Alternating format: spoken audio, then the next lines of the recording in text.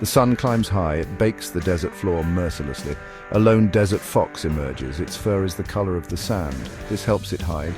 But it cannot hide from the heat or from its own gnawing hunger. Thirst is a constant companion in this harsh land. Water sources are few. They are far between. The fox knows the land, yet finding water is always a gamble. A life or death gamble, really. Its paws pad silently on the burning earth. Every shadow offers a brief, fleeting respite. The fox's nose twitches, searching for any sign, any scent of moisture, or perhaps a small creature, something to sustain it for another day. The air is still, it offers no clues, only the shimmer of heat rising from the ground. The landscape is vast, it is unforgiving. The fox is small against this immensity. Its struggle is a quiet one. But it is profound. Food is just as elusive as water. Small rodents and insects are wary. They're also fighting for their own survival. The fox must be quick, it must be clever. A moment's hesitation means a lost meal, and lost energy it cannot afford to waste. Predators are also a constant threat. Larger hunters scan the desert. They too are hungry. The fox is both hunter and hunted. This is the brutal economy of the desert. Each day is a new battle, a test of endurance, a testament to the raw will to live.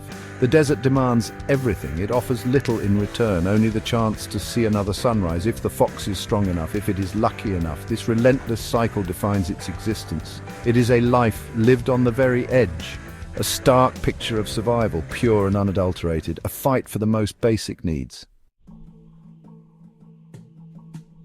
Now, picture a different kind of desert. This one is made of concrete and steel.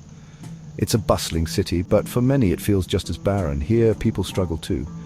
Not always for literal water, but for the means to live. Inflation rises like the desert heat. It makes essentials feel like luxuries. A loaf of bread costs more today.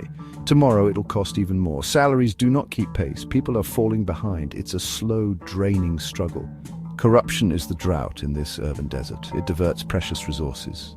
Money meant for public good vanishes. It lines the pockets of a few, while the many go without. This is not a natural disaster, it is a man-made one. Trust erodes like soil turning to dust. People see the injustice, they feel its effects daily. Hope becomes a scarce commodity, just like water for the desert fox.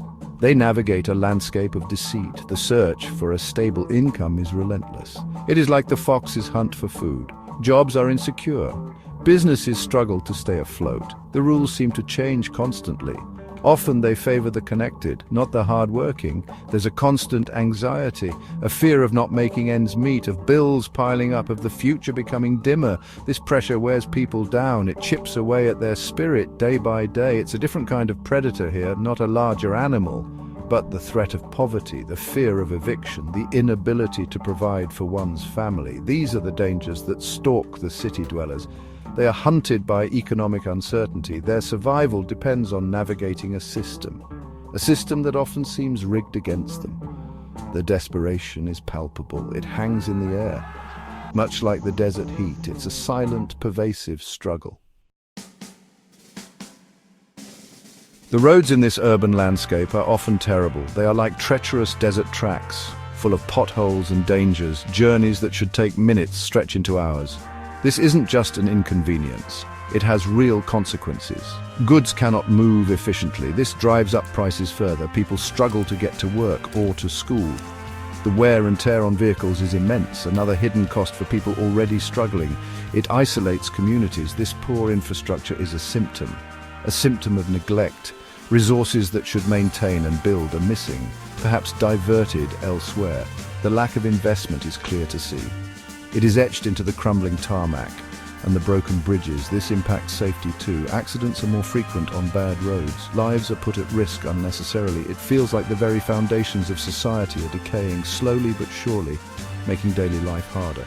Then there is the healthcare system, or often the lack of it. Medical facilities are scarce in many areas, especially for the poor.